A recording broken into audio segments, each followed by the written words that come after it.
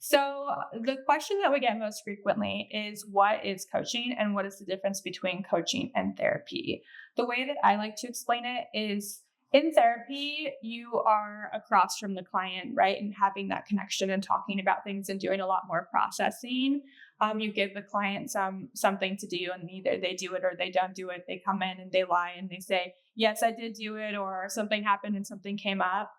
With coaching, we really get our hands dirty. So instead of being across from the client, we're actually sitting next to the client and we kind of help them work through the resistance that comes up. We do the things that the therapist kind of implements and asks the client to do outside of sessions. And we're sitting down, really trying to get through all of the resistance, all of the things that come up in trying to move forward in life. In therapy, there is a lot of coping that is taught and learned. And I found with my experience in having a coach that it becomes easier to have somebody that walks that experience with you and points out and holds you accountable and actually helps you navigate your life and utilize the tools that you've learned in therapy.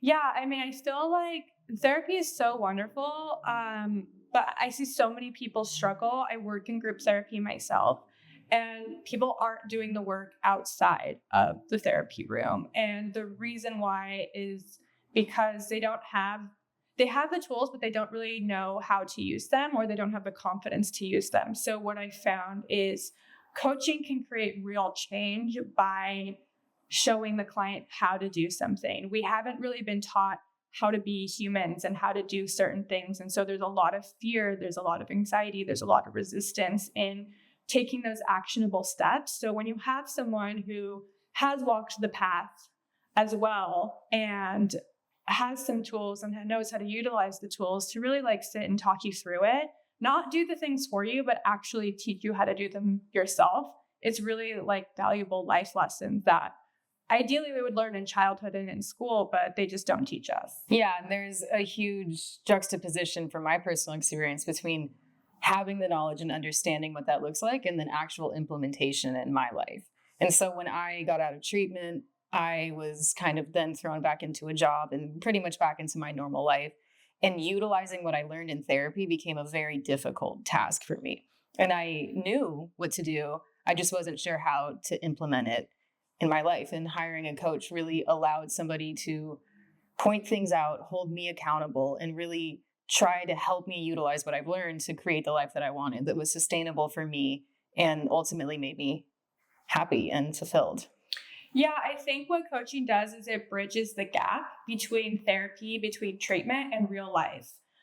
Especially in treatment, you're kind of in a bubble where, of course, you're not kind of in real life, having real life experiences with real life triggers. So, of course, you can have the knowledge and you can know what to do, but implementing those skills takes some time. Undoing some of the deep rooted conditioning that has been holding us back from moving forward in our lives takes a lot of time. And I was in and out of treatment for so long, and I would have all the skills and know what to do. But when it came to being in real life situations, had no idea how to actually do something different.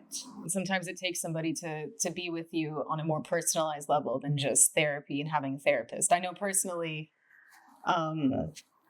it wasn't necessarily uncanny what the therapist asked me to do, but I would find myself with a once a week appointment going throughout the week and not being able to accomplish that. Totally. It's so easy to just be like, yeah, I'm definitely going to do this thing, and then completely forget about doing that thing. There's no accountability. Exactly. So that Yeah. makes it so hard. So with coaching, we're really, like I said, getting our hands dirty. We're sitting down with the clients, we're texting them and making sure, hey, did you do this thing you said you were going to do today?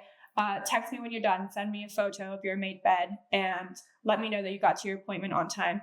It is a lot more hands-on. And I do think that's why we see so much change, is because we're not just relying on the client to be self-sufficient. If they were able to be self-sufficient, they would have probably done these things already. So really having that support has been really beneficial. And I've seen so much change in my clients in the last, couple of years that I've been coaching, where treatment has been so helpful, but they need something after. There needs to be an aftercare. Otherwise, people are going to continue relapsing, going back to treatment, self-sabotaging, going back to old habits. And it's really unfortunate because it's unnecessary.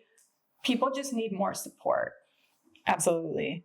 And that's what you get in coaching. And that was my experience with it as well, is this life that I wanted to live, the tools that I already had to live it, and then the addition of a coach, which was accountability. And how do we implement this in your life? And how do we actually create the life that you want with the skills that you need? Yeah.